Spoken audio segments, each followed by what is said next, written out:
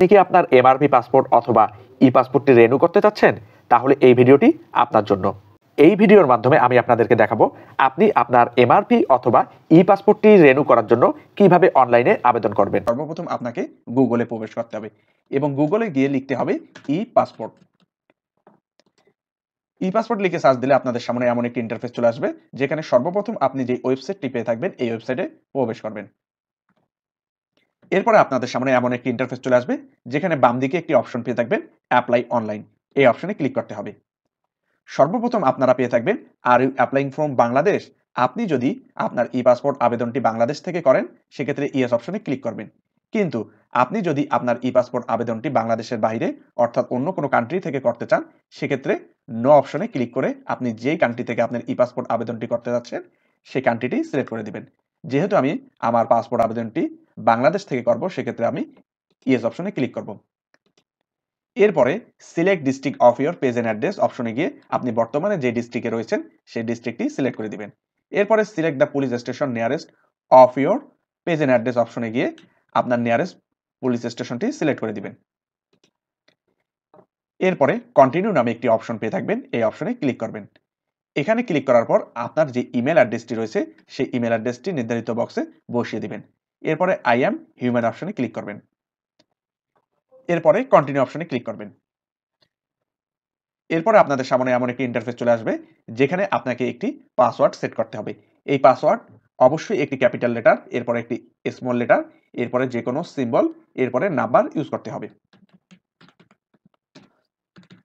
আপনি আপনার পাসওয়ার্ড দেওয়ার পরে স্ক্রল ডাউন করে নিচে নামলে গিভেন নেম এবং সারনেম পেয়ে থাকবেন।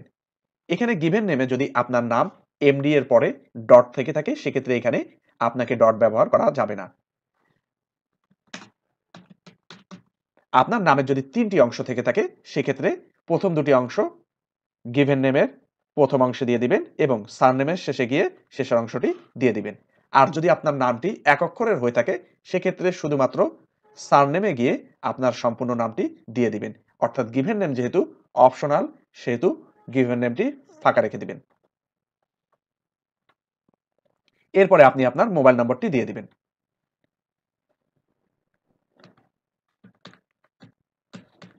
এরপরে আই এম হিউম্যান অপশনে ক্লিক করবেন। এরপরে ক্রিয়েট অ্যাকাউন্ট অপশনে ক্লিক করবেন। ক্রিয়েট অ্যাকাউন্টে ক্লিক করার সাথে সাথে আপনাদের সামনে এমন একটি ইন্টারফেস চলে আসবে, যেখানে আপনি আপনার ব্যবহারকৃত ইমেলে একটি লিঙ্ক পেয়ে থাকবেন। এই লিঙ্কে প্রবেশ করে আপনার অ্যাকাউন্টটি অ্যাক্টিভ করে নিতে হবে। অ্যাকাউন্টটি অ্যাক্টিভ করতে হলে সর্বপ্রথম আপনার ইমেলে প্রবেশ করতে হবে। ইমেলে প্রবেশ করে এই লিঙ্কে আপনাকে ক্লিক করতে হবে। লিঙ্কে ক্লিক করার সাথে সাথে আপনার অ্যাকাউন্টটি অ্যাক্টিভ হয়ে যাবে, অর্থাৎ আপনার ই পাসপোর্ট অ্যাকাউন্টটি অ্যাক্টিভ হয়ে যাবে। এরপরে আপনি সাইন ইন অপশনে ক্লিক করবেন। সাইন ইন অপশনে ক্লিক করার সাথে সাথে আপনাদের সামনে এমন একটি ইন্টারফেস চলে আসবে। এখানে আপনি আপনার যে পাসওয়ার্ডটি সেট করেছেন সেই পাসওয়ার্ডটি দিয়ে দিবেন। এরপরে আই এম হিউম্যান অপশনে ক্লিক করতে হবে। ক্লিক করে সাইন ইন অপশনে ক্লিক করতে হবে। সাইন ইন অপশনে ক্লিক করার সাথে সাথে আপনাদের সামনে এমন একটি ইন্টারফেস চলে আসবে। আপনি যদি ই পাসপোর্টের জন্য আবেদন করতে চান, সেক্ষেত্রে apply for a new E passport অপশনে ক্লিক করতে হবে। এরপর আপনাদের সামনে এমন একটি ইন্টারফেস চলে আসবে, যেখানে আপনি আপনার পাসপোর্ট টাইপ সিলেক্ট করবেন। বাংলাদেশের যে কোনো নাগরিক তার ই পাসপোর্ট টাইপ হিসেবে অর্ডিনারি সিলেক্ট করবে। কিন্তু একজন সরকারি চাকরিজীবী যদি ই পাসপোর্ট করতে চান এবং তার যদি জিও থাকে, সেক্ষেত্রে সে অফিসিয়াল পাসপোর্ট সিলেক্ট করবে। কিন্তু একজন সরকারি চাকরিজীবী যদি ই পাসপোর্ট করতে চায়, সেক্ষেত্রে যদি তার এনওসি থাকে, সে অবশ্যই অর্ডিনারি পাসপোর্ট সিলেক্ট করবে, অফিসিয়াল পাসপোর্ট সিলেক্ট করবে না। এরপরে সেভ অ্যান্ড কন্টিনিউ অপশনে ক্লিক করবেন। আপনি যদি আপনার ই পাসপোর্ট আবেদনটি নিজেই অ্যাপ্লাই করেন, সেক্ষেত্রে অ্যাপ্লাই ফর মাইসেলফ অপশনে ক্লিক করবেন। কিন্তু আপনি যদি আপনার ই পাসপোর্টটি নিজে অ্যাপ্লাই না করে অন্যের জন্য অ্যাপ্লাই করেন, সেক্ষেত্রে এখানে ফাঁকা রেখে দিবেন। আমি যেহেতু আমার পাসপোর্টটি নিজের জন্য অ্যাপ্লাই করছি, সেক্ষেত্রে এখানে অ্যাপ্লাই ফর মাইসেলফ অপশনে ক্লিক করব। এরপরে জেন্ডার সিলেক্ট করে দিতে হবে। এরপর স্ক্রল ডাউন করে নিচে নামবো। এরপরে প্রফেশন, আপনি যদি একজন সরকারি চাকরিজীবী হয়ে থাকেন, সেক্ষেত্রে আপনি গভর্নমেন্ট সার্ভিস সিলেক্ট করে দিবেন। এছাড়া আপনি যদি একজন স্টুডেন্ট হয়ে থাকেন, সেক্ষেত্রে স্টুডেন্ট সিলেক্ট করে দিবেন। এক্ষেত্রে মনে রাখবেন, আপনি যদি স্টুডেন্ট হয়ে থাকেন, সেক্ষেত্রে অবশ্যই আপনার স্টুডেন্ট আইডি কার্ড লাগবে। এছাড়া আপনি যদি কোনো প্রাইভেট কোম্পানিতে জব করে থাকেন, সেক্ষেত্রেও আপনার জব রিলেটেড, অর্থাৎ আপনি যে প্রতিষ্ঠানে জব করছেন তার একটি প্রত্যয়নপত্র লাগবে। এরপরে সিলেক্ট রিলিজিয়াসে গিয়ে আপনি আপনার ধর্ম সিলেক্ট করে দিবেন। এরপরে আপনার বার্থ প্লেস সিলেক্ট করা থাকবে। আপনি সিলেক্ট দ্য ডিস্ট্রিক্টে গিয়ে আপনি যেই জেলায় জন্মগ্রহণ করেছেন সেই জেলা এখানে সিলেক্ট করে দিবেন। এরপরে আপনার জন্ম তারিখ, অর্থাৎ আপনি যে তারিখে জন্মগ্রহণ করছেন সেই জন্ম তারিখ এখানে দিয়ে দিবেন। এরপরে সিলেক্ট টাইপ অফ সিটিজেনশিপে গিয়ে আপনার সিটিজেনশিপের টাইপ সিলেক্ট করে দিবেন। যেহেতু আমি জন্মসূত্রেই বাংলাদেশী, সেহেতু এখানে বাই বার্থ সিলেক্ট করে দিব। এরপর সেভ অ্যান্ড কন্টিনিউ অপশনে ক্লিক করতে হবে। এরপর আমাদের সামনে এমন একটি ইন্টারফেস চলে আসবে, যেখানে সর্বপ্রথম আমি আমার এনআইডি অনুযায়ী পার্মানেন্ট অ্যাড্রেসটি দিয়ে দিব।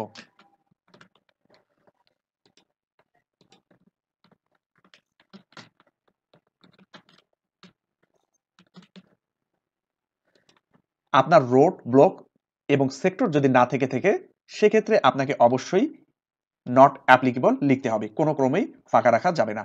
এরপরে আপনার পোস্ট অফিস সিলেক্ট করে দিতে হবে। এরপরে নিয়ারেস্ট পুলিশ স্টেশন এখানে আমাকে সিলেক্ট করে দিতে হবে।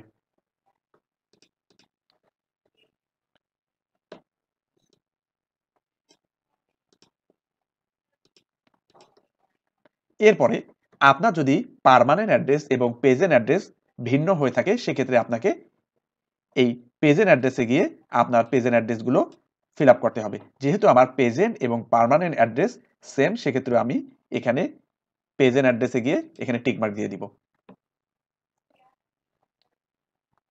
এরপরে নিচে একটি অপশন পেয়ে থাকবেন, সেভ অ্যান্ড কন্টিনিউ, এই অপশনে ক্লিক করতে হবে। এরপরে আপনাদের সামনে এমন একটি ইন্টারফেস চলে আসবে। এটি হচ্ছে পাসপোর্ট রিনিউয়ের ক্ষেত্রে অত্যন্ত গুরুত্বপূর্ণ পার্ট। এক্ষেত্রে সর্বপ্রথম আপনাকে আপনার আইডি ডকুমেন্টেশন হিসাবে আপনার এনআইডি কার্ডের নম্বর দিতে হবে। আপনি আপনার এনআইডি কার্ডের নাম্বার দেওয়ার সাথে সাথে ডান পাশে একটি ডায়লগ বক্স পাবেন, যেখানে লেখা থাকবে data found in NID system. এরপরে আপনাকে আপনার পাসপোর্ট ক্যাটাগরি সিলেক্ট করতে হবে। অর্থাৎ আপনার যদি এমআরপি পাসপোর্ট পূর্বে থেকে থাকে, সেক্ষেত্রে আপনি yes I have a machine readable passport select করতে হবে। যদি আপনার ই পাসপোর্ট থেকে থাকে, সেক্ষেত্রে yes I have a electronic passport এটি সিলেক্ট করতে হবে। আর যদি আপনার কোনো পাসপোর্ট না থেকে থাকে, সেক্ষেত্রে আপনি এখানে সিলেক্ট করবেন no I have not any passport yet. যেহেতু আমি পাসপোর্টটি রিনিউ করব এবং যেহেতু আমার পাসপোর্টটি মেশিন রিডেবল, এক্ষেত্রে আমি yes I have machine readable passport select করে দিব। এরপরে আপনাকে আপনার পাসপোর্টটি রিনিউ করার উদ্দেশ্য সিলেক্ট করে দিতে হবে। আপনার যদি পাসপোর্টটি এক্সপায়ার হয়ে থাকে, সেক্ষেত্রে এক্সপায়ার সিলেক্ট করে দিবেন। আর যদি আপনি আপনার পাসপোর্টটি ই পাসপোর্টে কনভার্ট করার জন্য রিনিউ করতে চান, সেক্ষেত্রে convert to E passport select করে দিবেন। এরপরে আপনাকে আপনার প্রিভিয়াস পাসপোর্ট নম্বরটি দিয়ে দিতে হবে। যদি আপনি আপনার প্রিভিয়াস পাসপোর্ট নম্বরটি সঠিক দিয়ে থাকেন, সেক্ষেত্রে ডান পাশে একটি ডায়লগ বক্স পাবেন, যেখানে লেখা থাকবে প্রিভিয়াস পাসপোর্ট ফাউন্ড, এবং অটোমেটিক্যালি আপনার ইস্যু ডেট এবং এক্সপায়ার ডেট পূরণ হয়ে যাবে। এরপরে একটু স্ক্রল ডাউন করলে একটি বক্স দেখতে পারবেন, যে বক্সের উপরে লেখা থাকবে ডাটা কম্পারিজন। আর এখানে আপনি 3 ধরনের তথ্য পেয়ে থাকবেন। একটি হচ্ছে অ্যাপ্লিকেশন ডাটা, অন্যটি হচ্ছে এনআইডি ডাটা, আরেকটি হচ্ছে প্রিভিয়াস এমআরপি অথবা ই পাসপোর্টের ডাটা। এক্ষেত্রে এসে এই 3 ধরনের ডাটা, অর্থাৎ অ্যাপ্লিকেশন ডাটা, এনআইডি ডাটা এবং প্রিভিয়াস ডাটা, এই 3 ধরনের ডাটা সঠিক রয়েছে কিনা তা ভালোভাবে দেখতে হবে। কোনো কারণে যদি আপনার প্রিভিয়াস এমআরপি পাসপোর্টের ডাটার সাথে অ্যাপ্লিক্যান্ট ডাটা ভিন্ন হয়ে থাকে, সেক্ষেত্রে আপনার পাসপোর্ট রিওয়ার্কে চলে যেতে পারে। সকল তথ্য পূরণের পরে নিচে একটি অপশন পেয়ে থাকবেন, do you have any passport of other countries. যদি আপনার অন্য দেশের পাসপোর্ট থেকে থাকে, সেক্ষেত্রে ইয়েস দিবেন। আর যদি না থেকে থাকে, সেক্ষেত্রে নো দিয়ে সেভ অ্যান্ড কন্টিনিউ অপশনে ক্লিক করতে হবে। সেভ অ্যান্ড কন্টিনিউ অপশনে ক্লিক করার সাথে সাথে আপনাদের সামনে এমন একটি ইন্টারফেস চলে আসবে, যেখানে সর্বপ্রথম আপনাকে আপনার প্যারেন্টাল ইনফরমেশন দিতে হবে। প্যারেন্টাল ইনফরমেশনে গিয়ে সর্বপ্রথম আপনি আপনার পিতার নাম লিখে দিবেন। এরপরে তার প্রফেশন দিয়ে দিতে হবে। এরপরে তার ন্যাশনালিটি, অর্থাৎ সে কোন দেশে জন্মগ্রহণ করেছে সেই ন্যাশনালিটি দিয়ে দিতে হবে। এরপরে ন্যাশনাল আইডি নম্বর। আপনার বয়স যদি 18 বছরের নিচে হয়ে থাকে, সেক্ষেত্রে অবশ্যই আপনাকে ন্যাশনাল আইডি নম্বর দিয়ে দিতে হবে। কিন্তু আপনার বয়স যদি 18-র উপরে হয় এবং আপনার যদি ন্যাশনাল আইডি কার্ড থেকে থাকে, সেক্ষেত্রে এখানে ন্যাশনাল আইডি নাম্বার না দিলেও হবে। এরপরে মাদার ইনফরমেশন। মাদার ইনফরমেশনে গিয়ে আপনি আপনার মায়ের নাম দিয়ে দিবেন। এরপরে তার প্রফেশন দিয়ে দিবেন। এরপরে তার ন্যাশনালিটি দিয়ে দিতে হবে। এরপরে ন্যাশনাল আইডি নম্বর। এক্ষেত্রে আপনি যদি নাবালক হয়ে থাকেন সেক্ষেত্রে অবশ্যই আপনার মাতার এনআইডি নম্বর দিয়ে দিতে হবে। তাছাড়া এই অপশনটি আপনি যদি ফাঁকা রেখে দেন সেক্ষেত্রে কোনো প্রবলেম নেই। এরপরে লিগ্যাল গার্ডিয়ান ইনফরমেশন। আবেদন করে যদি নাবালক হয়ে থাকে সেক্ষেত্রে অবশ্যই তার লিগ্যাল গার্ডিয়ান থাকতে হবে। এখানে তার লিগ্যাল গার্ডিয়ানের ইনফরমেশন ইনপুট করে দিতে হবে। যদি আবেদনকারী নাবালক না হয়ে থাকে সেক্ষেত্রে এখানে লিগ্যাল গার্ডিয়ান ইনফরমেশন দেওয়ার কোনো প্রয়োজন নেই। এরপরে আপনি একটি অপশন পেয়ে থাকবেন সেভ এন্ড কন্টিনিউ, এই অপশনে ক্লিক করতে হবে। এরপর আপনার সামনে এমন একটি ইন্টারফেস চলে আসবে। এক্ষেত্রে আপনি যদি সিঙ্গেল হয়ে থাকেন সেক্ষেত্রে সিঙ্গেল দিতে হবে, ম্যারিড হলে ম্যারিড দিতে হবে, ডিভোর্স হলে ডিভোর্স দিতে হবে। যেহেতু আমি সিঙ্গেল সেহেতু এখানে আমি সিঙ্গেল অপশনে ক্লিক করে দিব। এরপরে সেভ এন্ড কন্টিনিউ অপশনে ক্লিক করতে হবে। এরপরে এমার্জেন্সি কন্টাক্ট। এই এমার্জেন্সি কন্টাক্টে গিয়ে আপনি আপনার পরিবারের যেকোনো একজন অথবা আপনার পরিবারের বাহিরের যে কেউ একজনের ইনফরমেশন ইনপুট করতে হবে। ধরি আমি আমার ব্রাদারকে এমার্জেন্সি কন্টাক্টে রাখতে চাচ্ছি। এক্ষেত্রে সর্বপ্রথম তার নাম দিয়ে দিতে হবে। এরপরে অ্যাড্রেসে গিয়ে তার অ্যাড্রেস সিলেক্ট করে দিতে হবে।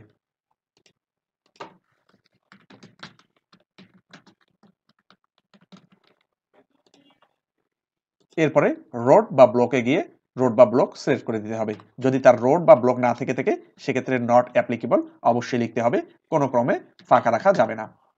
এরপরে তার পোস্টাল কোড দিয়ে দিতে হবে। এরপরে নিয়ারেস্ট পুলিশ স্টেশন দিয়ে দিতে হবে। এরপরে তার কন্ট্যাক্ট নাম্বার দিয়ে দিতে হবে।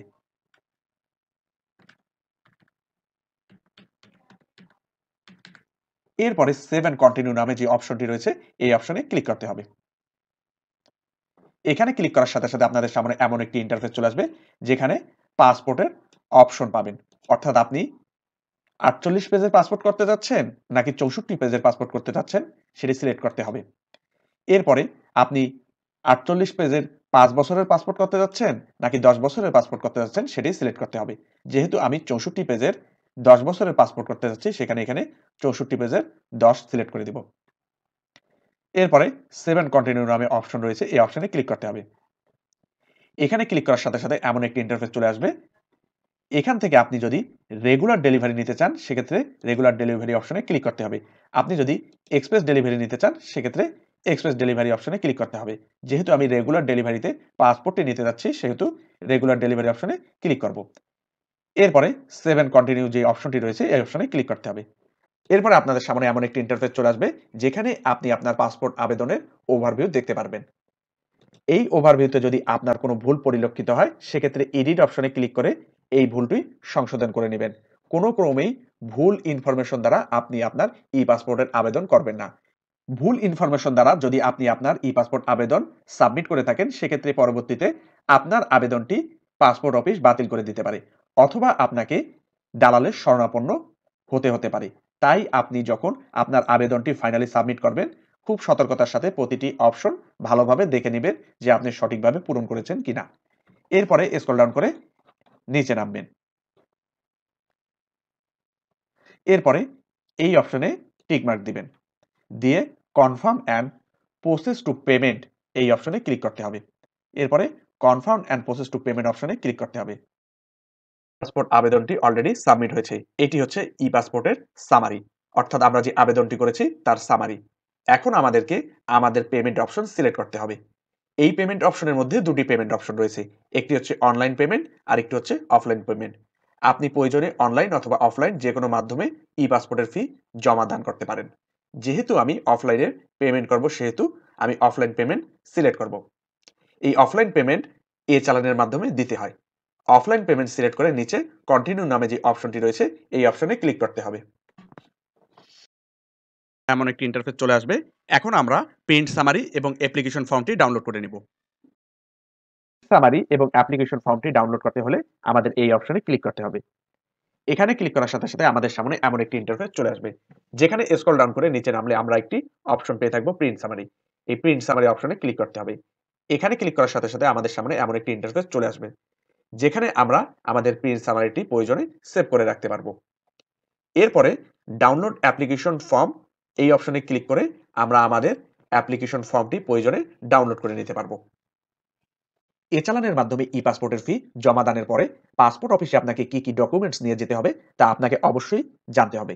পাসপোর্ট অফিসে আপনি কি কি ডকুমেন্টস নিয়ে হাজির হবেন তা জানতে হলে সর্বপ্রথম আপনাকে ই পাসপোর্টের অফিসিয়াল ওয়েবসাইটে প্রবেশ করতে হবে। এরপরে হোম অপশনে ক্লিক করবেন। এরপরে স্ক্রল ডাউন করে নিচে নামবেন। এখানে আপনি একটি অপশন পেয়ে যাবেন, ডকুমেন্ট চেকলিস্ট, এই অপশনে ক্লিক করবেন। এখানে ক্লিক করার সাথে সাথে পাসপোর্ট অফিসে আপনি কি কি ডকুমেন্টস নিয়ে হাজির হবেন তার একটি বিস্তারিত লিস্ট পেয়ে থাকবেন। এই বিস্তারিত লিস্টটি আপনি প্রয়োজন মতো আপনার প্রয়োজনীয় ডকুমেন্টস গুলো নিয়ে পাসপোর্ট অফিসে হাজির হবেন। ই পাসপোর্ট নিয়ে যদি আপনার কোনো প্রশ্ন থেকে থাকে তবে অবশ্যই কমেন্টের মাধ্যমে করবেন, তার উত্তর দেওয়ার চেষ্টা করব। ধন্যবাদ।